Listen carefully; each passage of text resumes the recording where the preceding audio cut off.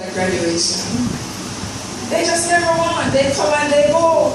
But I like this. It's a nice feel to get people together. So I am really thinking now that I am going to do that. This evening is an awesome moderator. I don't want to turn my back to you, and at the same time I don't want to turn my back to the graduates. But this evening is an amazing day in the journey of the lives of these professional women. And I want to applaud all of you for being here with them, supporting them, because this is where it started. Everything has been short and dandy so far. So I think I'm going to be short and dandy too. I have 5 points, just 5 that I wrote down. And the first one, Raquel, Mrs. Lee touched on it. Ladies, you have been privileged to be a part of the lives of 2 powerhouses. Don't take it lightly. Caribbean Fashion Week, if you don't know, is every hairdresser and every makeup artist dream in the world, not just Jamaica. People flew from London, New York, all over the world, trying to be a part of Jamaica Fashion Week. And your instructor, one of, was the hairstylist for Fashion Week last year. So this is a big deal, right? Rosemary's not going to come up here and puff herself, but I can do that. All right? And I think sometimes when we understand the value of something, we tend to show a little bit more appreciation to it. So consider your lives blessed to have been taught by these ladies. You know, Friday we all took the day, don't here. We all took the day off on Friday, and we met, and we did nothing. And we sat at Scotches. Everybody knows Scotches? Yeah. From about, let them carry, make Fated carry you before you go back. We sat there about 10:30, 11 o'clock, and we were there until almost 4 o'clock when I realized that it was past time for the children to be picked up. You know what we're there doing, ladies? Talking about you, praying for you. Not just for today, but for the success of your businesses. So I first wanted to point that out, that you're so privileged to be a part of these women.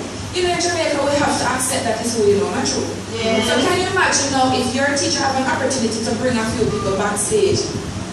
Who you think she might bring? You. Alright, so I first wanted to point out how privileged you are to have been a part of St. Catherine Academy. The next point I want to make is that you have all that the great have had. And, you know, if you should Google it, this is a poem called Equipment by Edgar Quest. He was an Englishman. And in the poem it says, my lad, you have 2 hands, you have 2 feet, you have 2 eyes, just like the great have had. So, take a moment and think for a minute. How many great persons you know? Let's use our Jamaican people. Let's use Usain Bolt, and Bob Marley. Because those who have really taken Jamaica to the rest of the world. What Usain Bolt have over you? What did he start with over you? Nothing.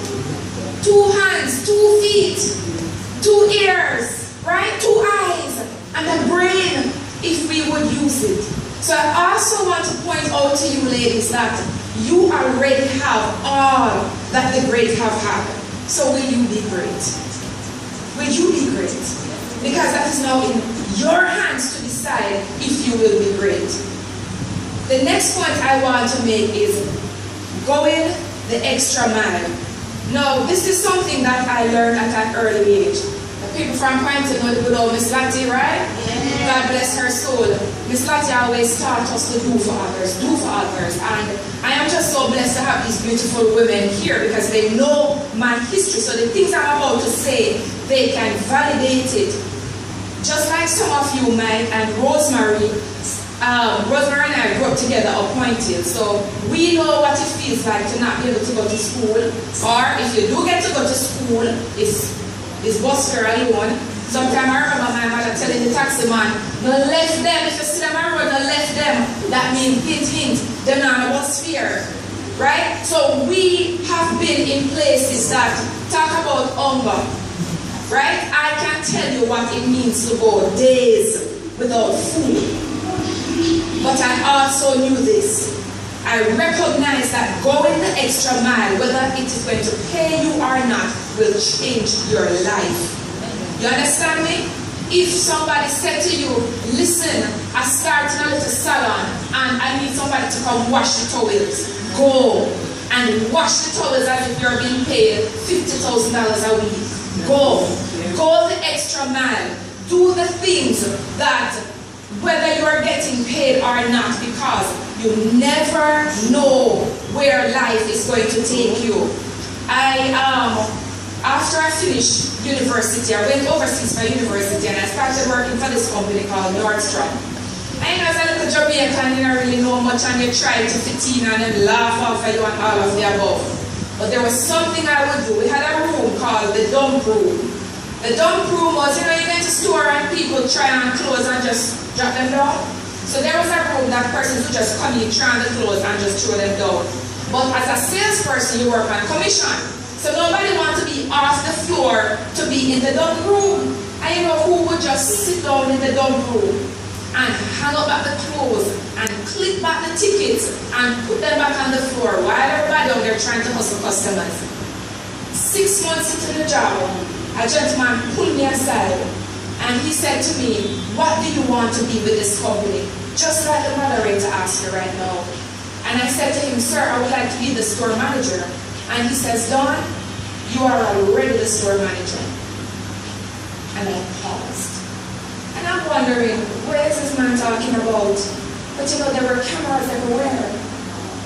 So persons saw when I was doing all the things that I was not being paid for. And I think it showed them that if she could have done those things without being paid or without being asked, can you imagine? So that's where your opportunities come. Alright? Go the extra mile. Whatever you're doing, give it your utmost best, whether it is paid you or not. The fourth thing I want to say is the fringe benefit of failure. Everybody know what fringe benefit means, right? It's usually something good, that's true. The fringe benefit of failure. Rosemary spoke about being a teenage mother. Rosemary, that was a part of the process. I guarantee you, if you did not drop out of high school, you probably would not have chose cosmetology. And this is the only way God could have gotten you right here. So, ladies, you might come to a place where you feel you are failing, but understand that failing has its advantages. It strengthens you. It makes you grow. It makes you confident.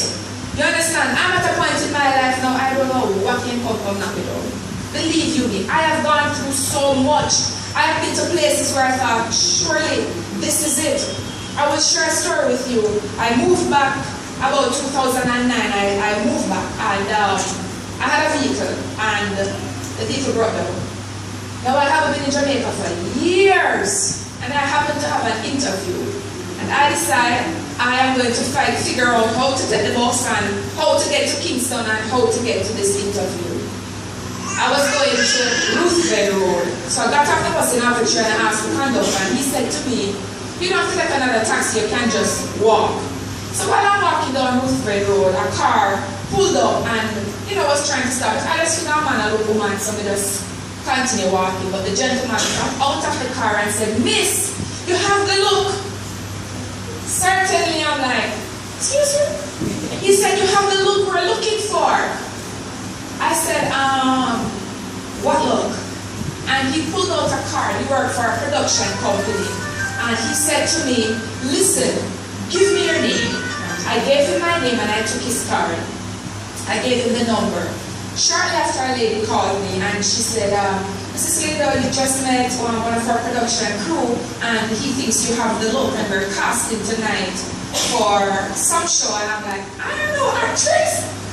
But apparently I had a look. Anyway, to chop up the story, I ended up doing a commercial for Air Jamaica.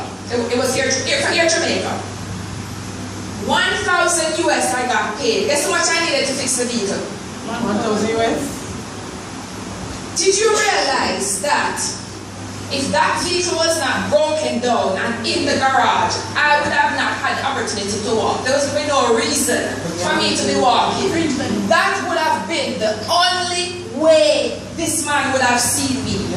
So that car being broken was my fridge benefit because we ended up doing so many ads after that. So there are fridge benefits to failing. So if you leave here today and you set up a salon and you have to close within 2 months, just smile. It just means that something bigger is out there. Don't get disgruntled and, frustrated. Smile. Smile. It is a part of the process. Alright?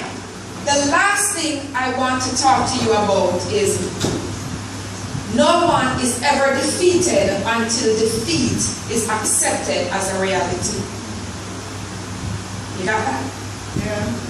No one is ever defeated until defeat is accepted as a reality. How many persons know Helen Keller or heard of Helen Keller?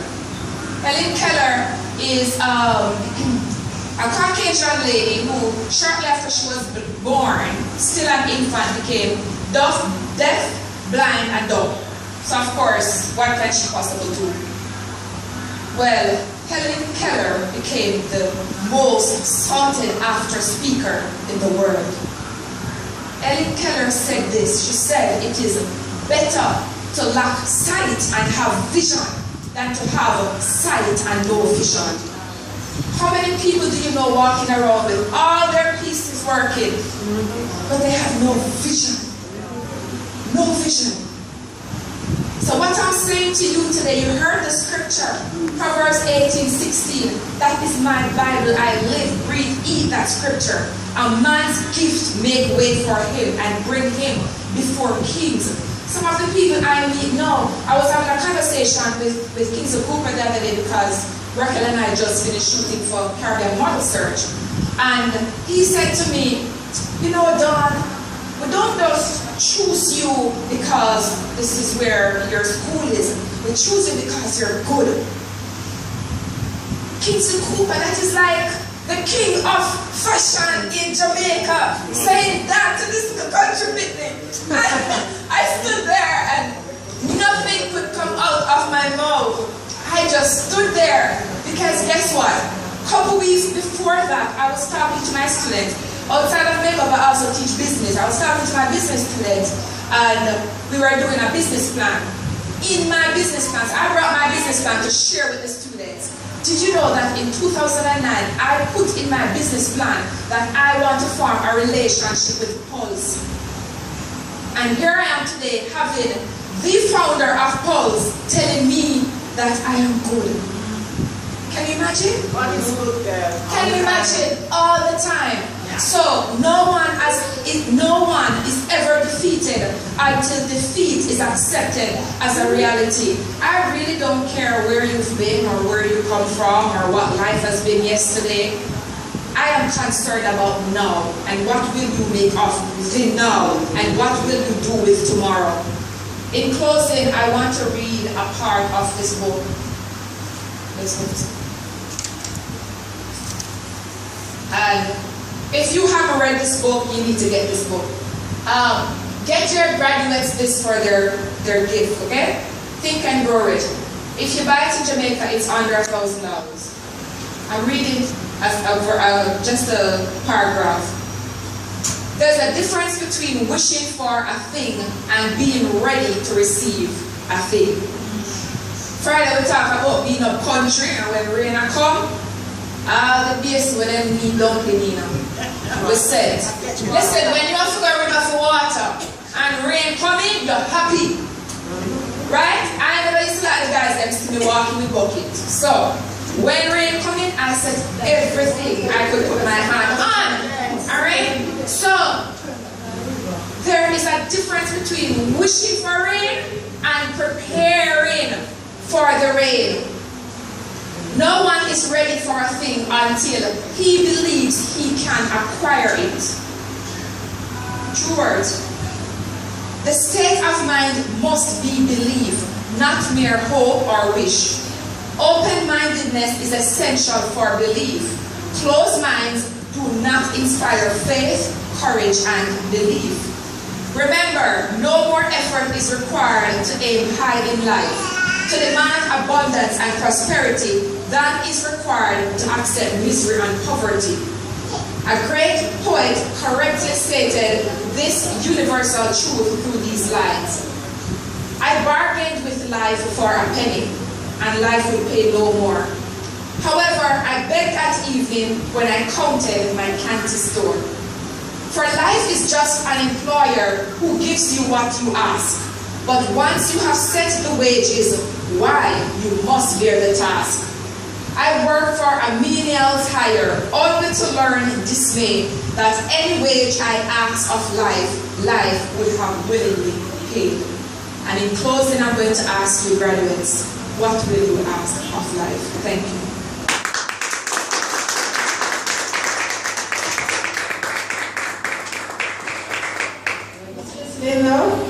Thank you on behalf of the graduates. And graduates, you know what? I sat there, and I don't know if you were listening. Hearing and listening is two different things, you know.